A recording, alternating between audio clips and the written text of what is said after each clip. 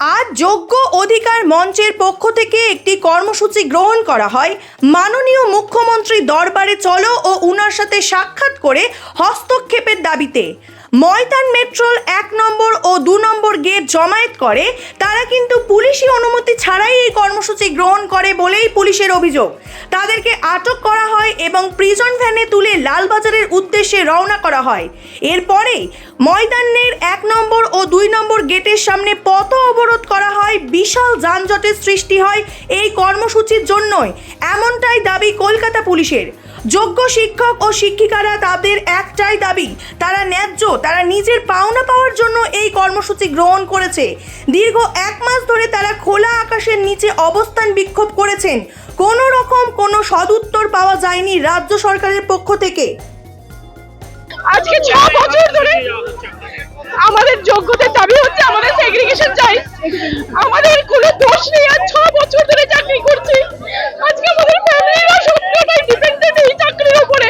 আজকে আমাদের যোগ্যরা যারা কোনো দোষ করেনি, নির্দোষভাবে আমরা একটা আন্দোলন করতে চাইছি। আমরা সিএম এর সাথে দেখা করতে চাইছি যাতে সেই কিছু ভাবুক আমাদের জন্য।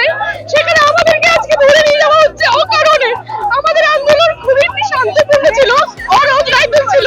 মেট্রো স্টেশনের সামনে দাঁড়িয়ে আমরা শুরু করতে যাচ্ছিলাম, সেখান থেকে পুলিশ আমাদেরকে ধরে নিয়ে গেছে। আজকে ওয়াই চ্যানেলে আমরা 1 মাস ধরে অবস্থান বিক্ষোভ করছি।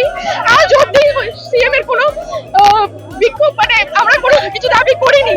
আজকে 10 তারিখের আগে, আমাদের শুনানির আগে আমরা দাবি করছি যাতে সিএম হস্তক্ষেপ করুক, আর আমরা যাতে জানতে পারি যে আমাদের কি ভাবছে সরকার আর এসএসসি।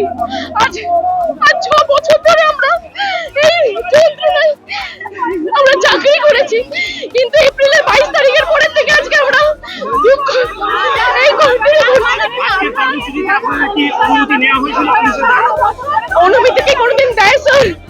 সেটা কিন্তু আমাদের বিক্ষোভটা তো করতে হবে। আমাদের চাকরি, আমাদের রুজি রোজগারের ব্যাপার। আজকে আমাদের পুরো ফ্যামিলি এটার উপরে ডিপেন্ডেন্ট। কতজন আছে যে একটা চাকরির জন্য কত বছর অপেক্ষা করে এটা পেয়েছিল। আজকে সেখানে দাঁড়িয়ে দেখছি যে আমাদের চাকরি নেই। আজ বিগত 10 মাস ধরে এই মানসিক যন্ত্রণায় ভুগছি। সেখানে দাঁড়িয়ে পুলিশ আমাদের উপরে নির্যাতন করছে। এদিকে যারা সেগ্রিগেশন হওয়ার পরে যাদের নাম অলরেডি লিস্টে আছে, আমরা কিছু শিক্ষক শিক্ষিকারা আজকে কালীঘাট অভিযানে এসেছিলাম। আমাদের একটাই দাবি ছিল, মাননীয় মুখ্যমন্ত্রীর কাছে আমাদের একটাই দাবি ছিল, তিনি যেন এই বিষয়ে হস্তক্ষেপ করেন। তার রাজ্যে তার কর্মচারীরা আজকে রাস্তায়, অথচ এই সম্পর্কে তার বিন্দু মাত্র কোনো সে বা কিছু আমরা এতদিন পর্যন্ত দেখিনি। গত 27শে ডিসেম্বর থেকে ওয়াই চ্যানেলে আমরা রাতের পর রাত খোলা আকাশের নিচে কাটিয়ে দিয়েছি, একটা কাউকে আমরা দেখা পাইনি। এই কি মানবিকতার রূপ? আর আজকে আমাদের ময়দানের 1 নম্বর গেট থেকে আমাদেরকে আটকানো হচ্ছে, আমাদের সহযোদ্ধাদেরকে গাড়িতে তোলা হচ্ছে, তাদের গায়ে হাত পর্যন্ত দেওয়া হচ্ছে। এটা কোন প্রশাসন? কোথায় আমরা বাস করছি? আর শিক্ষক শিক্ষিকাদের গায়ে হাত দেওয়া হচ্ছে, এটা কোন প্রশাসন? আমরা এর প্রতিবাদ চাই এবং আমরা চাই সত্য সামনে আসুক। আমাদেরকে পারমিশন দেওয়া হয়নি, ওনারা কোনোভাবেই আমাদেরকে পারমিশন দেবেন না।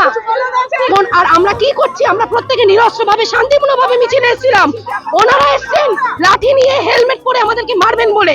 কেন এসছেন? কি কারণে? আমরা কেন ইউনিফর্ম ছাড়া সবাই বলুন কেন এসছেন তারা?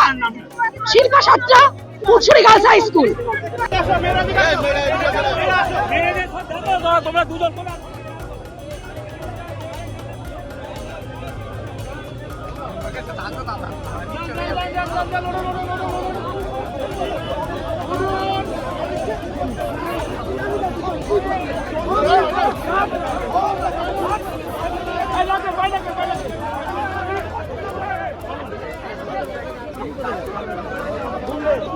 ঘুমটা হাতে থাকতো।